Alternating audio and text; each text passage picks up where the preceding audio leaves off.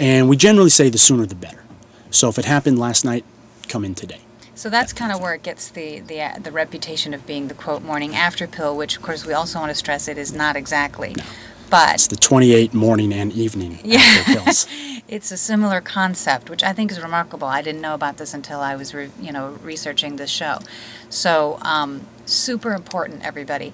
If you know you've been exposed to HIV, or if you think you have, go into the clinic immediately and get tested, and you can start taking the series of pills. You have to go in within 72 hours, and then you start the pills, and it's a 28-day session of taking these pills every day. Yeah, once in the morning, once at night. So it's 2 pills per day for 28 days.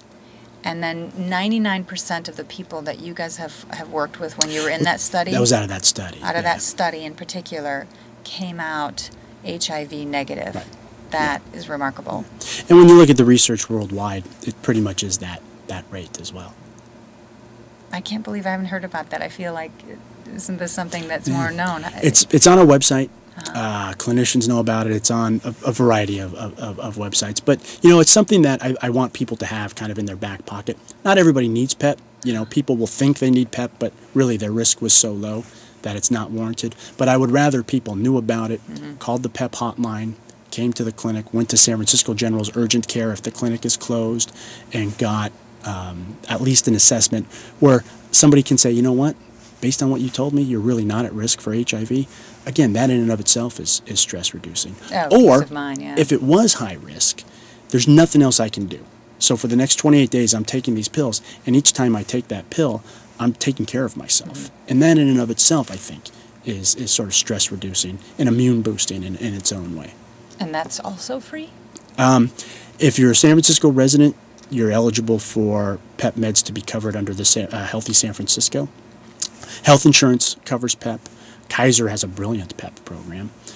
If you're not a San Francisco resident, then it gets a little tricky. No other county in the Bay Area provides PEP the way that we do.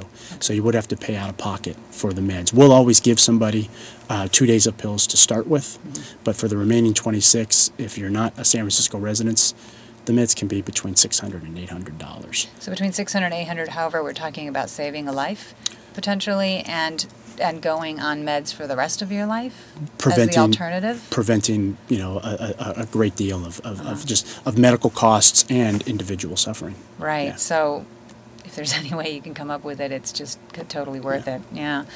And I'd like to give out that PEP, as we call it, PEP, PEP hotline.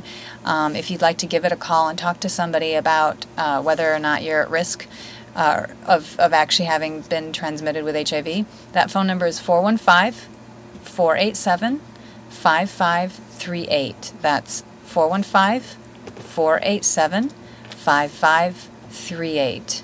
And if you call it, you'll probably talk to me. There you go. Speaking of talking to us, I'd like to invite our viewers to call in to us. This is a totally different number. This is Access SF TV's number. You can call in at 621-4437. 621-4437 if you'd like to ask us a question. And so then I'd like to go on to the last item we want to cover, and that is partner services, which I also think is just really well run. Go ahead and tell us a little bit about how you coach people to handle if they've been exposed and they've had partners after their exposures. So if they've been infected. Okay, if they've been infected. Now what do you say to them? So this is sort of the opposite end of the spectrum. We've been talking about how we can work with people to stay HIV negative. Now we're moving to how we can help people who have recently tested positive or who've been living with HIV for any number of years. We'll provide partner services for anybody living with HIV. We also do it for syphilis. If I test positive for syphilis today and I have 10 people who I want to be notified, I can have my colleagues, somebody from the Department of Public Health, make that notification. And just really quick, tell us why syphilis is so important to contain and manage. It's real easy to get. It's highly infectious. It's very easy to get.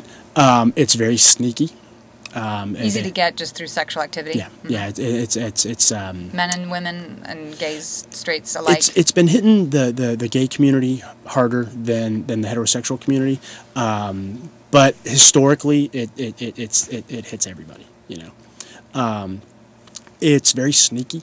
They call it like the great imitator. So a lot of times you might see a symptom, but then it goes away, and you think, all right, whatever that was, I'm fine. Sometimes there's like a full body rash that doesn't really itch, and sometimes it's so faint that you don't even know that you have it. And if it goes untreated for a long period of time, it can lead to some very serious complications. Does it attack your nervous system? Yeah, it gets everywhere, and it has a lot of impact on like neurosyphilis, things like that. And it prematurely can kill you, or does it make you go crazy, or what? It can lead. Stereotypes I've heard. Yeah, I mean, it can lead to some mental health issues and a lot of physical issues as well. Super easy to treat. It's a shot of penicillin, one in each butt cheek. And, if you're allergic to penicillin, there are other ways to treat it as well. But for a disease that is so easy to treat, being able to test for it routinely, at least every 6 months. We kind of like to push people every 3 to 6 months. And then if you test positive for it, making sure that you notify folks, because that way they can get either tested and what we call treated before we know whether you're positive or not, because I could be incubating disease and that type of thing. And so how do you handle dealing with a person's partners that they've had if they are positive? Right. Yeah. So if somebody tells me that, hey, listen, I've got 3 people I need you to notify for me. I'm going to notify my primary partner, but for these 3 folks, I'd rather they didn't know about my status, but I do want them to go get tested. So they'll give me the contact information, and I will work to give them a call, do a home visit. And what I say is I won't say who, when, where, or how. Let me stop you right there. So what we're talking about is if you go into the clinic and it's discovered that you are HIV positive, or if you've just been living with HIV and you've been sexually active with other people. The condom breaks. Or in the heat of the moment a condom isn't used, yeah. Well, right. Any of those situations where there might be some risk of transmitting it to another person or more people, and you want to come in and deal with that, i.e. notify these people. But so many people don't take that step because it's embarrassing. You don't want the community to start knowing all about your business. And this is a way to do it anonymously and responsibly without the embarrassment maybe for it. And so what happens is I'll tell you, if I'm HIV positive, I'll tell you, and I'll give you the information of all the people that I've been in contact with, and you go out and actually do a visit with these people physically at their place? Or? Yeah, we do that. We try to call them first. Uh-huh. We can connect with people via email, that type of thing. Which is really socially responsible, because that's such a heavy thing. If you just get a little email saying, hey, you might have been exposed to this, but well, yeah, wonderful. And with syphilis, I mean, it's important because, like I said, it's very easy to treat, and it prevents a great deal of suffering down the road. And with HIV today, I mean, we're at the point where the earlier you find out about your status, the better your health outcomes are. There's no question about it. So what happens? You talk to these people and tell them what? You may have been exposed, someone's come to the clinic, you won't tell them the identity under any circumstances, right? Somebody who cares about you wants you to know that you've been exposed to HIV. The next question always is who? How did you get my name? And like I said, we make a point of not saying who, when, where, how. If you came up to me and said, hey, listen, Andrew, there was somebody, 9 months ago who I had a one-night stand with, and all I have is their email address, I can still notify that person with the same sort of, integrity as I would the person you had sex with 2 weeks ago. Okay. That's absolutely wonderful. So, for anybody who's interested in contacting the city clinic, it's the San Francisco City Clinic. The website is sfcityclinic.org. That's sfcityclinic.org. Why don't you give out the phone number? So for partner services, the best person to call would be my supervisor, Giuliano Partner services Neri. is what we just talked about. Yeah, okay. Yeah. And that phone number is 487-5516. And that's Giuliano Neri. Neri. Yeah. So Giuliano Neri is the one who handles that, and his phone number is 487-5516 if you're trying to figure out how to tell partners that you may have exposed. Yeah. And also to note that, any HIV testing agency in San Francisco can help you do this. Like, they might not notify the person, but they'll send it to us.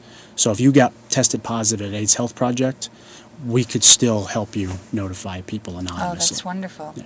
What a great organization. It's a good program. It's actually a nice thing that we do for folks. And you can also visit something called inspot.org, which, tell us in like 10 seconds what that is. You can send an e-card to somebody and say, listen, I got screwed while getting screwed. Go to City Clinic and get tested for gonorrhea. Okay, so Something you like can that. actually send it. Yeah. Great. Well, thank you very much for coming, Andrew Reynolds. My name is Rebecca Arnold. You've been watching SF Live on Access SF Television. Thanks very much for watching.